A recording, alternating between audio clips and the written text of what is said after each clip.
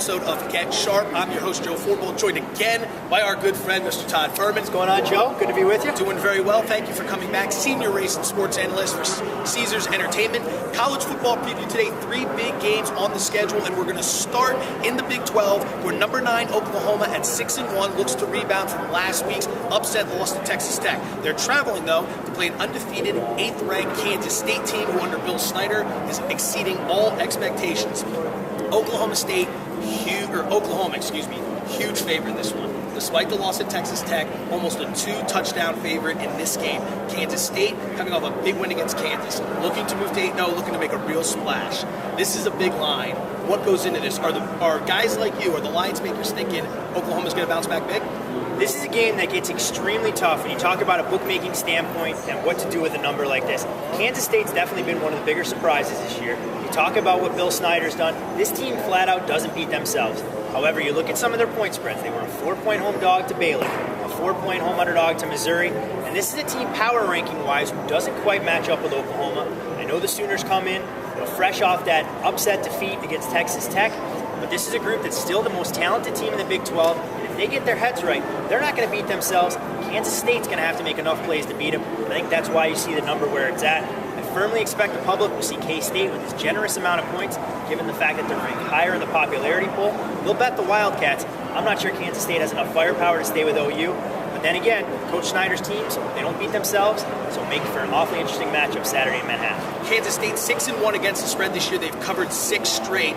You see the public coming back on Oklahoma. Like you just said, you think they're going to be on Kansas State in this one. But Oklahoma, they've done so much for bettors this year. In the big game against Texas, they came through and covered. Do you really see the public jumping in on Kansas State in this one? I think this is a game, despite the point spread, Oklahoma is going to take the underdog mentality going in. Now we have 1 loss. We can still control our own destiny, so to speak, to win the conference title. Maybe not the BCS picture, but this is a game they're going to need to come out and play their best.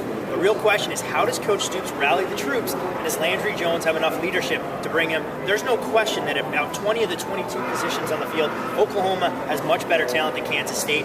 But where your head's at for a game of this magnitude can often play a big part. It'll be interesting to see what we get out of OU on Saturday. What do you think about the fact that despite the loss, Oklahoma still has great odds to win the BCS championship? They barely moved after that. This is a team right now who, even though with 1 loss, they would still be favored over Oklahoma State. So you talk about a BCS picture that's pretty muddled at this point. A 1-loss OU team still looks like a pretty compelling case if you talk about things breaking the right way for them. If Stanford were to lose to an Oregon and you have a bunch of teams with 1 loss outside of probably the eventual SEC champion, you can't do too much with the Sooners to jump their odds up. If we went any higher than 15 to 20 to 1, I think you'd see a lot more money rolling in on OU. Maybe lurking around the chicken coop trying to find a chance to get in. Forget about the line for a minute. Any chance Kansas State wins this game outright? I think it's hard to argue with what K-State has done this year. Every time I've written them off for dead, they seem to rally, they get outstatted on the stat sheet, they look a step slower than their opponent, but you check the final score, and this team wins going away. I think it's tough to write off K-State in such a spot.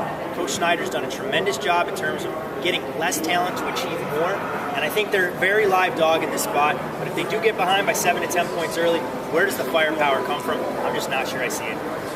Let's move over to the Pac-10, 8 p.m., the featured game at night, as we've got 7-0 Stanford and Andrew Luck, arguably going to be the first pick in the NFL draft, traveling to Los Angeles to take on 6-1 USC. This is a good rivalry every single year. We've already got some sound bites from the 2 teams talking about each other this week. Stanford opens up as a 9.5-point favorite. That's already dropped and moved to 7.5 in this game. So we see some of the early money coming in on USC. First thought in your mind, is that a result of USC's big win at Notre Dame last week? First things, I want to make sure that you recognize that Colorado and Utah are still members of the now Pac-12 instead of Pac-10. I have to make sure Joe's on top of things.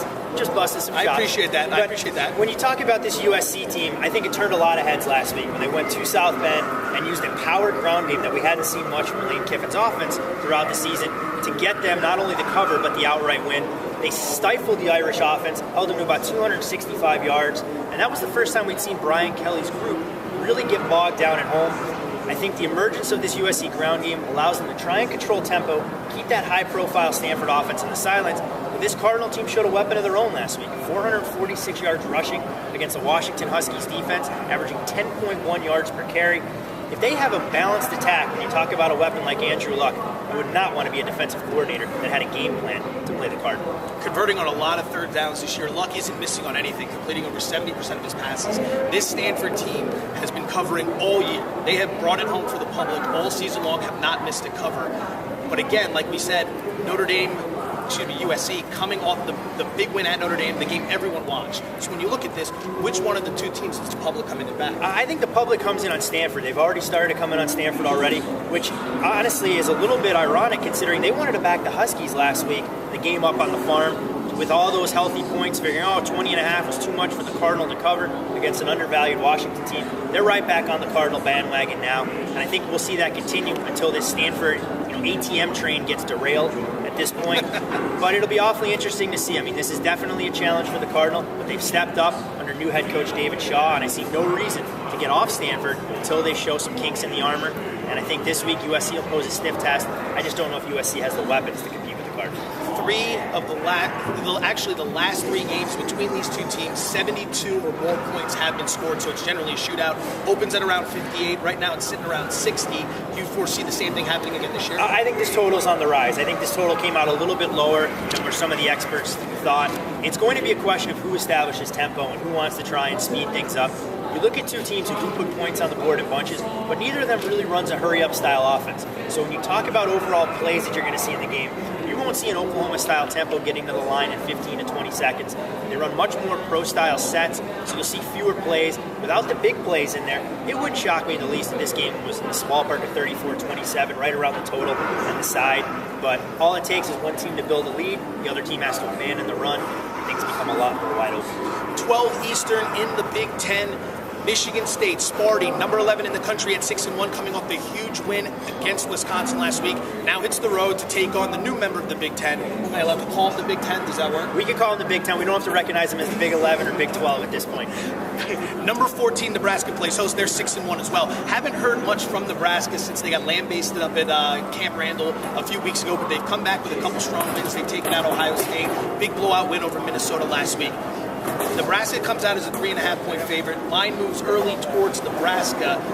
What are you seeing there? Because you figure Sparty in prime time, the huge win over Russell Wilson, and a really popular Wisconsin team. Why isn't everyone back at Michigan State? This is a Nebraska team right now who is overvalued to start the season. You look at the way the team struggled against the likes of Fresno State, Washington. Really didn't have a defensive identity, couldn't stop anybody.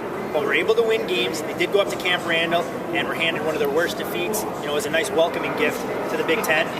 But at the same time, Nebraska now gets Michigan State at exactly the right time. This is a Spartan team fresh off a win where they won in tremendous fashion on the final play of the game. But even before that, this was a Michigan State team that had to go to Columbus as underdogs, beat Ohio State 10-7 in a game that set football back probably about 50 to 60 years in terms of offensive capabilities. They come back the next week and they beat in-state rival Michigan 28-14. And they play host to Wisconsin, who they beat on the final play of the game. How much can this Michigan State team really have left in the tank when they travel to Lincoln? I think Nebraska is a short favorite, definitely has the edge, not maybe in momentum, but in situational capacity and what they can bring to the table. Michigan State doesn't meet the bell when the opening round starts. I think they'll see a sea of red that'll get behind the homebound Cornhuskers. How much do you take into account when you're setting a line, the possibility of a letdown game coming off a big win? We don't factor in the letdown nearly as much as the handicapper will. When we look at these games, we have to look at true power numbers and the way we anticipate the public to come in and bet these games. So you talk about a Michigan State team who's been bet by the public the last 2 weeks, that's caught the public eye. I shouldn't say bet by them because we had Wisconsin money at about a 3 or 4 to 1 clip in that Congratulations. contest. So, we're happy to win those games when we can and get the big games on our side. But now, all of a sudden, they've caught the public eye. But is the public too late latching on to this Michigan State team? Kirk Cousins, a tremendous quarterback, will bring a ton of big play potential to the game. But Michigan State was in this spot last year and got railroaded when they went to Iowa City. I think this is a very similar situational spot where if they don't match the intensity, it could be a long afternoon for Sparty. Impeccably well-dressed and well-spoken Todd Furman from Caesars Entertainment, Caesars Racing Sports Analyst. Thank you very much for your time. Thank you very much for having me, Joe. Always a blast breaking down some of the college games with you. Good luck today, everyone, and we'll see you next week.